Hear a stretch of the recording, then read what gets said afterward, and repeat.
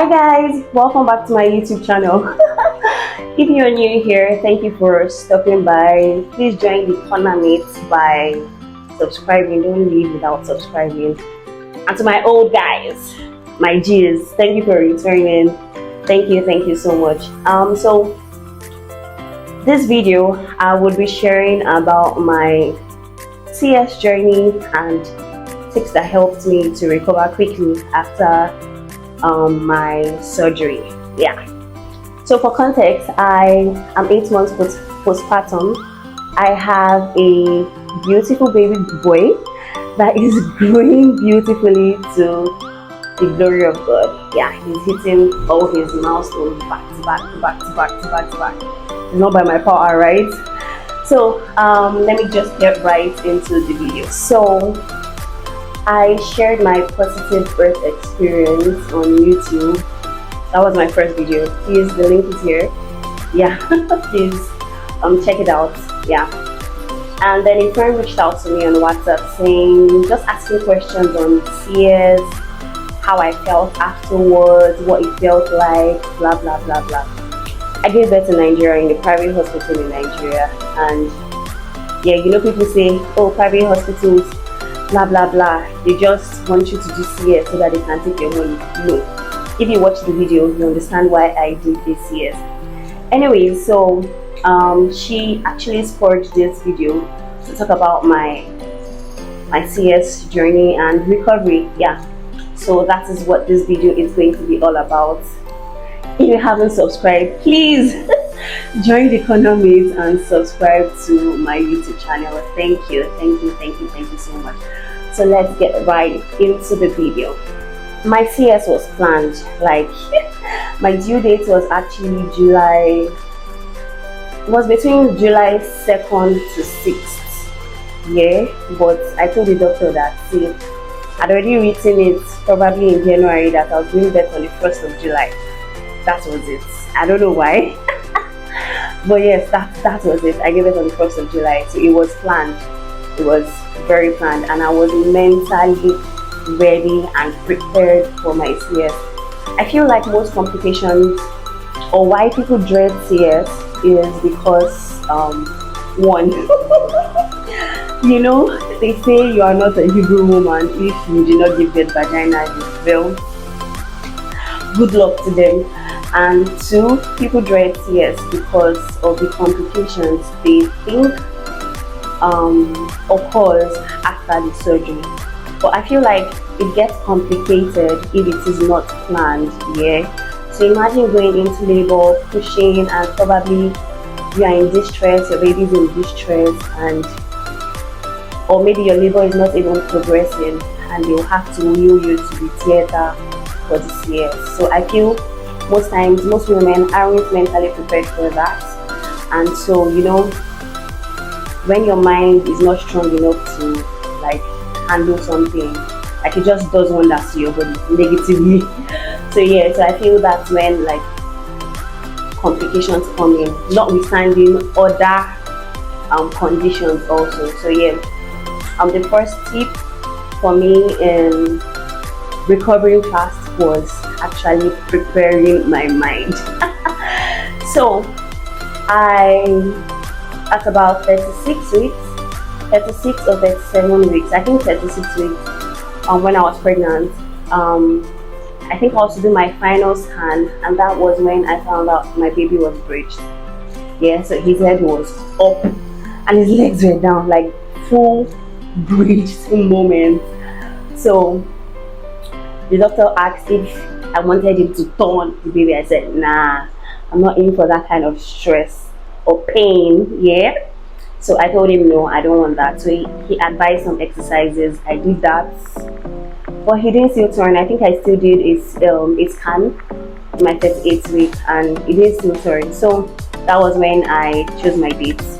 But like in that 2 weeks, that's 36 to 38 weeks, even like till I reached my 14th week, even in that moment, that period, I was just browsing.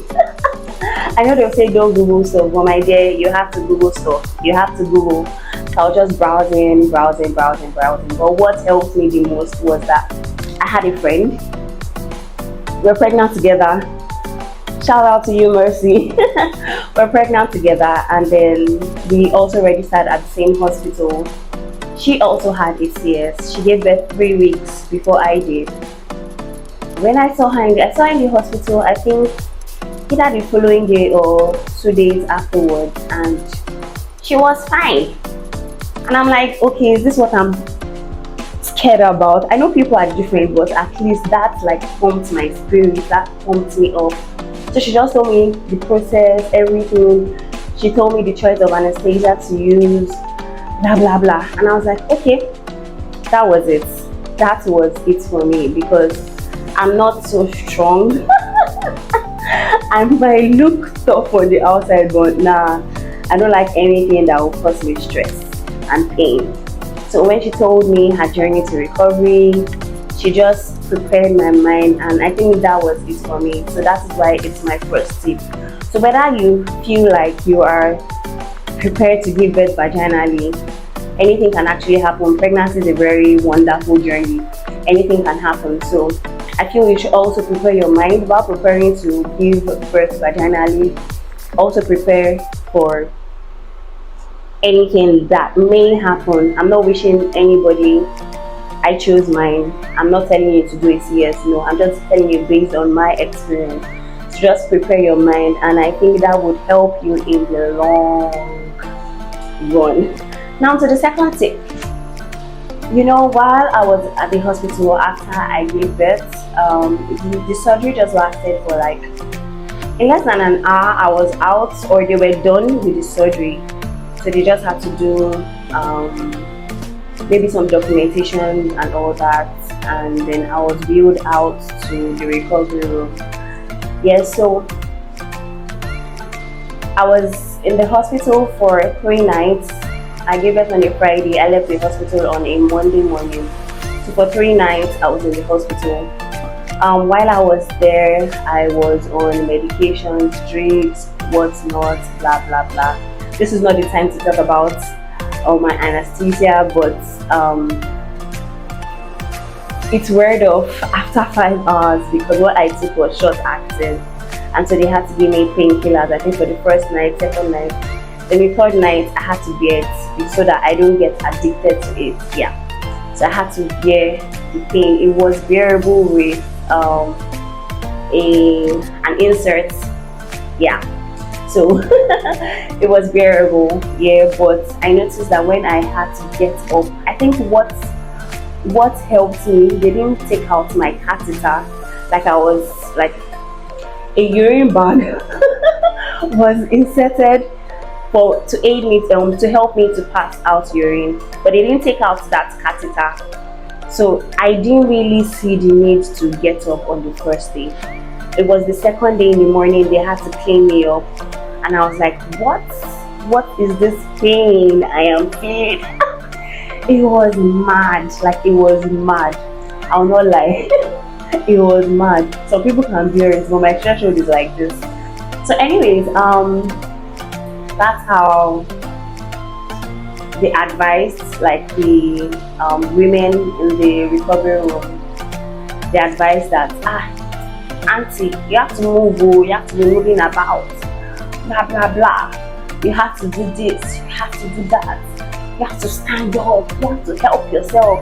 But the only thing you should not do is that don't bend. I was like, okay, I think I can try. So on the day I was discharged, that was Monday, I walked to the car.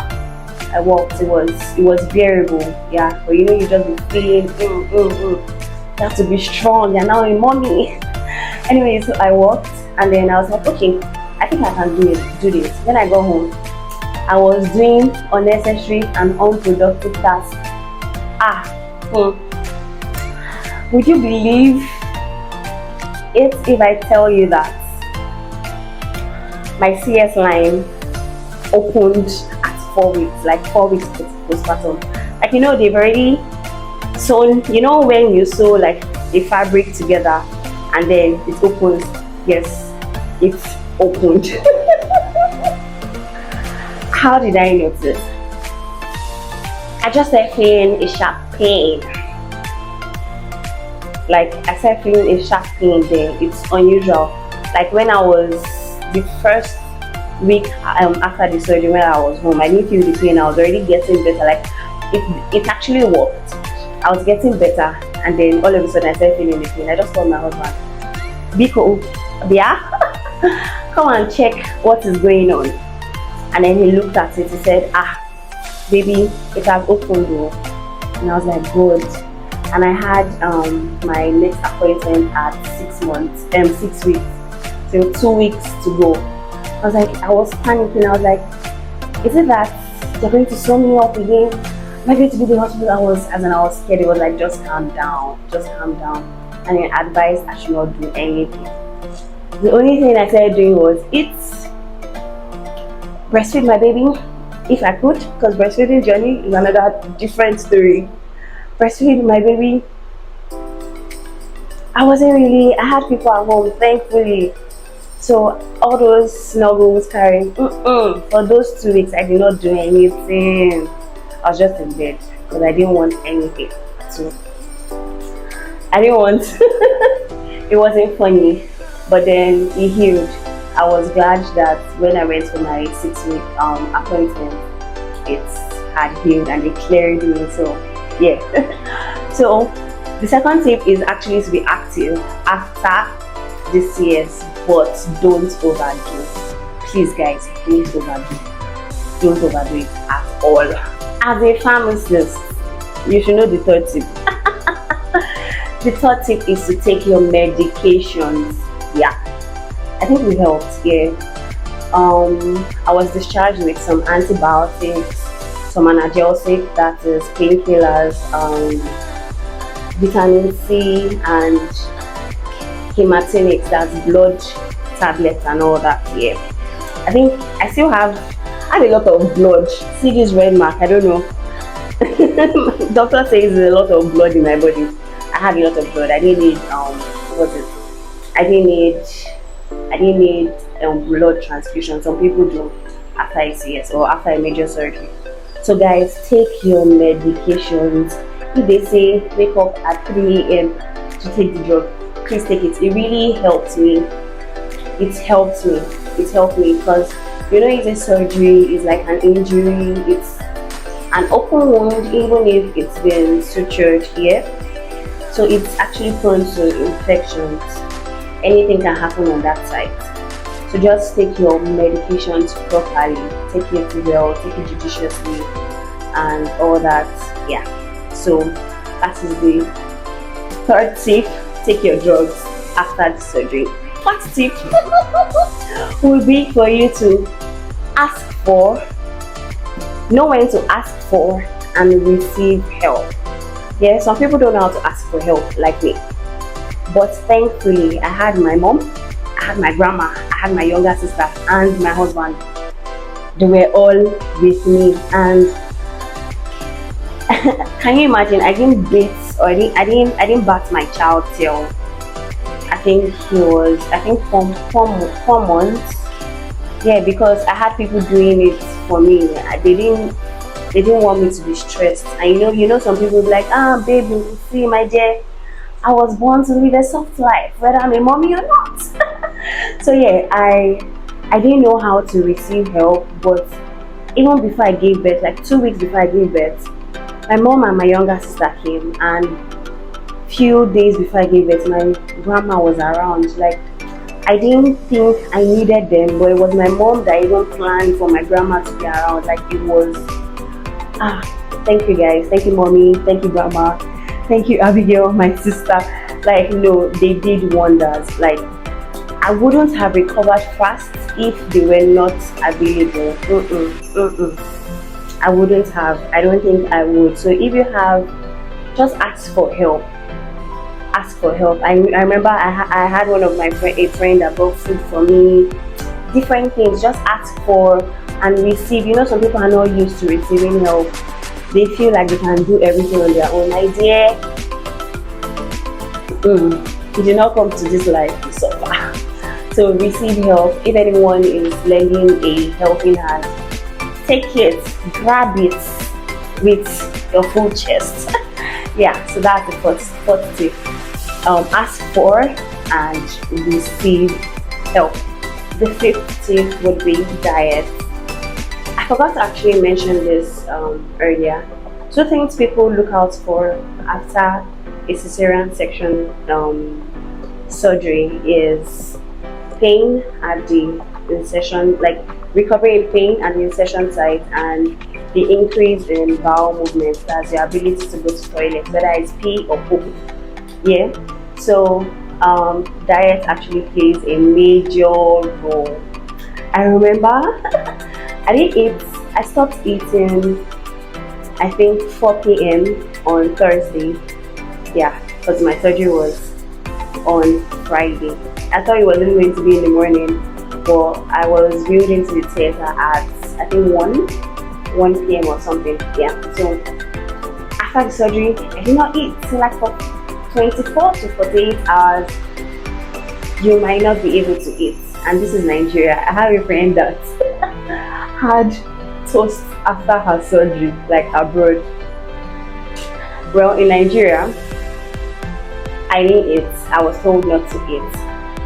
Then after, I think on the second day after the surgery, I was advised to start drinking water in sips, like not taking gulps, in sips. So that was all I had. Then I think the third day they said I could start eating food, but soft food. So you know all those like curie like food, pap and the likes. And I can't remember the last time I had pap, but I had pap that morning. So I took pap. Then in the evening they advised I eat soft rice. So I had soft rice, and then they just advised on what to eat and what not to eat. So I was just advised to eat soft food, like rice, very soft rice, no pepper for the first few weeks. Avoid food with that could give you gas, that's milk, anything milky, anything that has beans in it. So more akara beans was a no. Yeah, I was just advised to be hydrated, like lots of water, lots of fluid. So I took lots of water. Yeah, for me, I took warm water for like I think maybe 3 weeks. I didn't take cold water. I heard it helps in healing the sides and also in shrinking your tummy. Did it work? I don't know, but that was what I did. I took warm water. You're just supposed to be hydrated. Yeah, I think I was not told to take fruits. Yeah, they don't want you to probably have runny tummy too, so that you are not putting pressure on the incision site, like the surgery site. So yeah, just eat well. You need to breastfeed, so eat well. Yeah. And the last but not the least tip is not to forget the God factor, because it's really not by our power or by the expertise of the doctors. You know, anything can happen. So you guys have heard cases of when the doctor is leaving needle or scissors inside someone's body. Anything can actually happen. So just pray for a smooth recovery, and that your body doesn't fail you. Some people go for surgery and it was smooth, the surgery was smooth, no complications, and then all of a sudden their body just starts failing. So just pray before, during, and after the surgery, and I'm sure that you're going to have a beautiful testimony waiting. So guys, we've come to the end of this video. I hope you learned one or two based on my experience. So please don't forget to like, comment on anything that you think I missed. Let's gist in the comment section, and don't forget to share to your friends, family, and foes. With that, we have come to the end of this video, and if you haven't subscribed, please just subscribe now before you go. Thank you so much for watching, and until next time, I remain Debs of Debs Corner. Bye.